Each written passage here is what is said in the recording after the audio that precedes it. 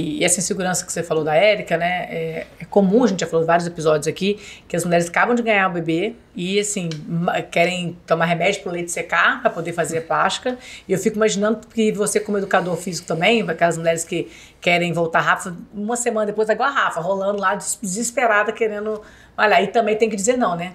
Você tem que dizer não e você tem que explicar para ela o porquê do não e envolver ela nesse processo, dizer que é um processo. E que se ela antecipar esse processo, vão haver arrependimentos que depois, muitas vezes, não tem como corrigir, a não ser, né, através de uma cirurgia plástica mesmo. Dá alguns exemplos. Por exemplo, a paciente que acabou de ter um neném, está com a musculatura pélvica, abdominal, o core, né, todo fragilizado.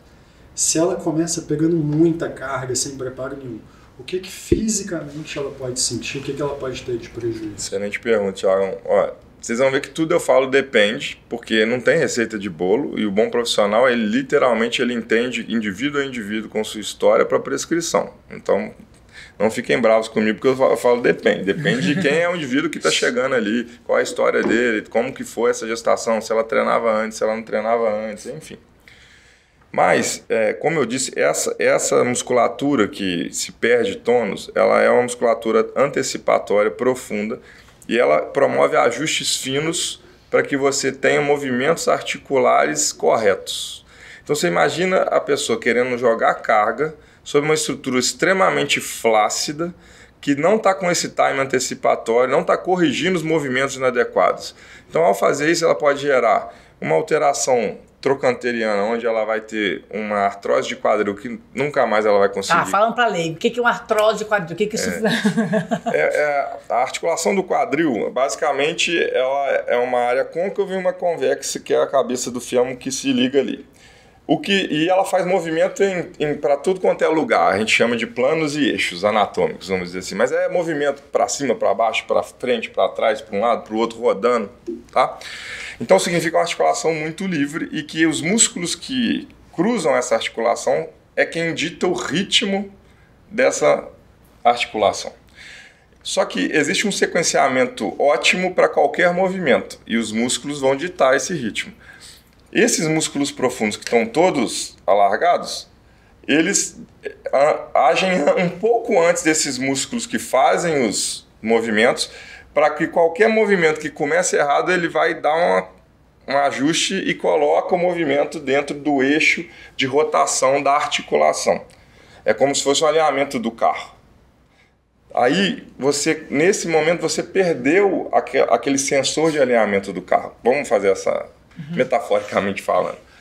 Quando você perde esse sensor, o seu carro, no caso, vai fazer movimentos e a sua articulação movimentos de uma maneira de sequenciamento muscular inadequados. E isso vai fazer com que aquela articulação possa lesar estruturas que estão no entorno dessa articulação. E ela começa a funcionar de maneira errada e começa a ter atrito nessa articulação que vai... Imagina você botar osso com osso, tá? Você vai desgastar aquela articulação, vai gerar um processo que a gente chama de artrose. E a artrose não dói, as pessoas acham que a artrose dói, mas a artrose pode levar a uma inflamação, que é a artrite, que dói e que gera perda de função e que gera uma série de consequências, podendo gerar, inclusive, no futuro, se a pessoa não corrigir, uma artroplastia. A pessoa tem necessidade de ter substituição daquela articulação. Isso tudo começou porque ela foi passar a carroça na frente dos bois, ela não quis fazer esse processo. Mas aí é a longo prazo e tal. Mas a gente não está falando aqui de prevenir, a gente não está falando aqui de não deixar acontecer. O exercício é isso, é não deixar acontecer. Então as atitudes que você toma hoje, elas vão repercutir no futuro. A questão do abdominal. Vocês fazem um belo trabalho e costuram essa musculatura e depois essa pessoa vai voltar a treinar, correto? Eu já vi muitos casos, inclusive conversando com a Tati, que é a fisioterapeuta que trabalha com LPS, que muitas vezes a gente indica, né? Quase sempre a gente indica para ela, porque ela é extremamente competente, de as pessoas arrebentando esses pontos porque começaram a exagerar na questão dos abdominais. E aí voltam a ter essa barriga em tonel e não entendem. Eu estou treinando, eu estou fazendo dieta, eu fiz a plástica. Aí vai voltar aqui no Thiago e no Augusto e falar assim, aqui, o trabalho não ficou bom não, aqui, eu estou com a barriga em tonel de novo. Ele não tem nada a ver com isso, entendeu? Foi o pós que teve esse problema. E esse pós é tão importante, um estudo recente, 36 pacientes que fizeram lipoaspiração.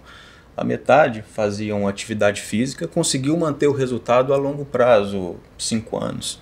A outra metade, que eram considerados sedentários, ocorreu o acúmulo de gordura não na região que você fez a lipoaspiração. Houve o acúmulo de gordura em outras regiões. E uma região que chamou muita atenção é a gordura intraabdominal, é a região interna que às vezes dá o abaulamento que a gente não consegue resolver com a lipoaspiração. Não tem milagre, né? Assim, o corpo é muito sábio em termos disso, tanto para te ajudar quanto para te prejudicar. Quando você teve uma alteração no seu peso e aquilo virou, não é bem assim, mas metaforicamente falando, virou uma memória. Você subiu o seu peso, ele registrou aquela memória ali. Depois, quando você tenta descer o peso, ele fica assim, cabo de guerra. Não é esse o padrão é esse. Então, ele baixa o seu metabolismo, ele faz você comer mais, os hormônios que te dão saciedade diminuem, você começa a secretar ou ter menos sensibilidade aos hormônios tiroidianos que controlam o aumento do metabolismo, então você começa a ter o seu metabolismo a reduzir. Enfim, ele gera uma série de adaptações para diminuir a saciedade, para que você tenha mais fome, a sua busca por alimentos mais calóricos aumenta, o seu gasto diário reduz. Olha só, ele está fazendo de tudo para voltar ao estado original. Da mesma forma, quando você treina, quando você mantém bastante tempo o peso dentro do ideal, dentro do que você quer, quando você começa a vacilar, ele também te ajuda, ele também te puxa para baixo. Né? Então, isso que você falou é interessante, porque se a pessoa não teve uma mudança de hábito, não adianta.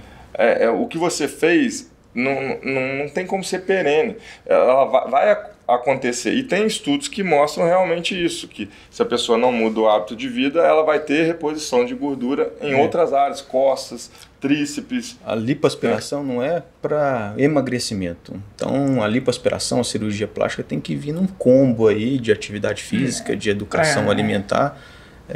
E a lipo vem para contornar, né? O pessoal fala assim, eu fiz lipo, né? Nossa, Laura, você é magro. Não, justamente, porque se eu fosse gorda, eu não ia fazer a lipo, eu ia fazer uma bariátrica. Mas a gente falou muito... mudar seu estilo de vida. Exatamente, eu estou fazendo uma bariátrica, né? Mas a gente falou muito aqui de condições ideais, né? Que a paciente que faz treino, alimenta direitinho, vai buscar a gente para fazer cirurgia plástica, mas nem sempre é assim. A gente chega, muitos pacientes que às vezes nunca treinou, às vezes não tem um acompanhamento legal. E a gente fala isso, que a nossa consulta não é uma consulta de cirurgia plástica, é de gerar saúde. Nessa consulta, às vezes a gente consegue mudar a chave dessa paciente. A cirurgia plástica pode ser um gatilho para ela. E acontece com frequência, né? Você sempre direciona para que faça a cirurgia e busque saúde.